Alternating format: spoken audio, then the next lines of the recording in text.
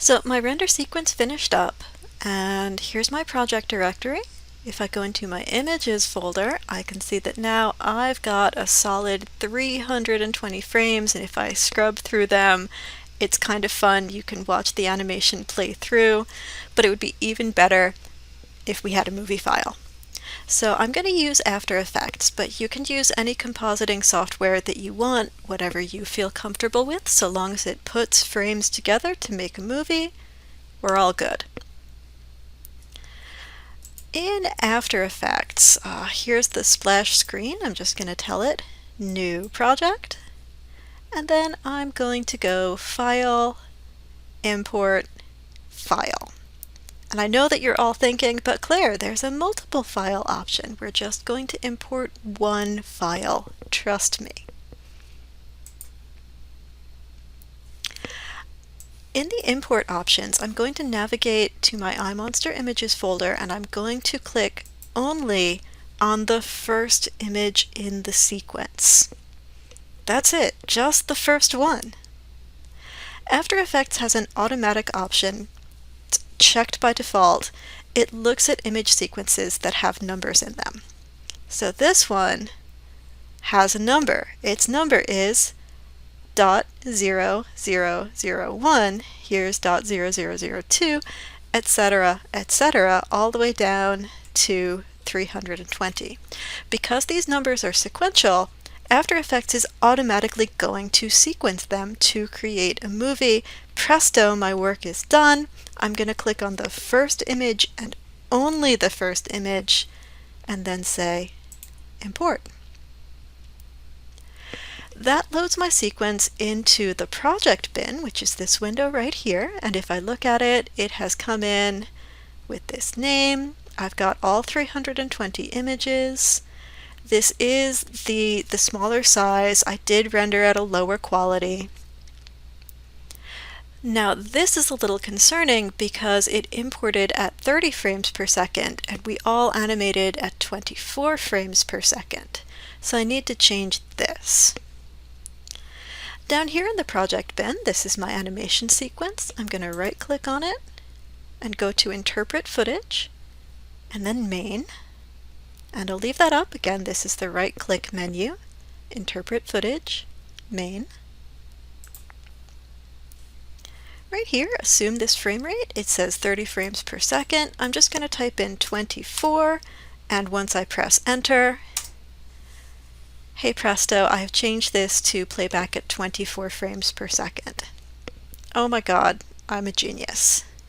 So now all of my settings are correct. If I want to see what my movie will look like, I'm just going to drag this down into my timeline, and there it is.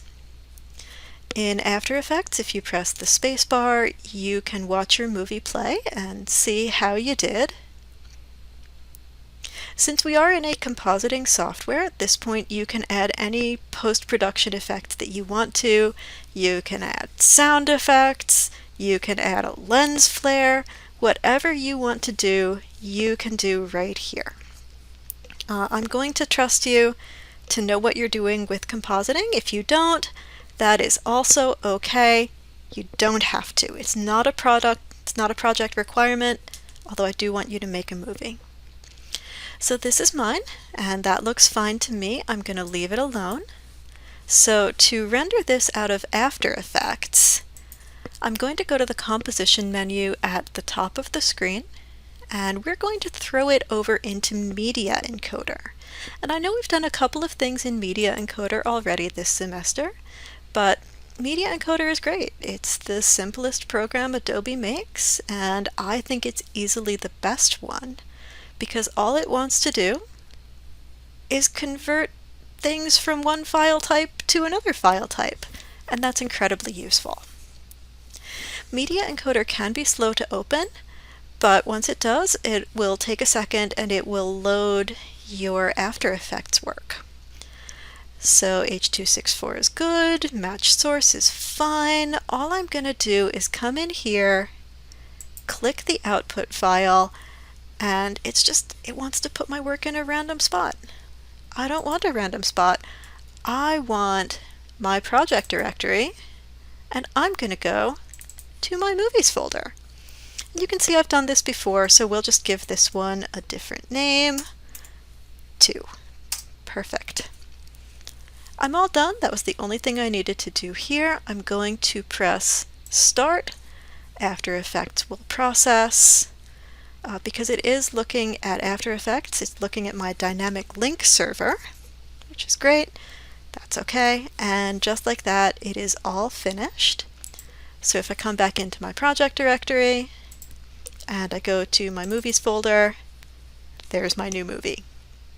So that's the end of the process. When you're presenting your final project during the final exam period, you will present this movie file. Woo! And when you hand things in, I want your movie file and your Maya scene file. The best way to do that is just to come back up here, right-click on your project directory, and since I'm on a PC, I am going to compress to a zip file. It's a little simpler on a Mac. You just say compress, makes a zip file for you, and that's what you're going to upload for your final project. So that's it. You're all done. Congratulations.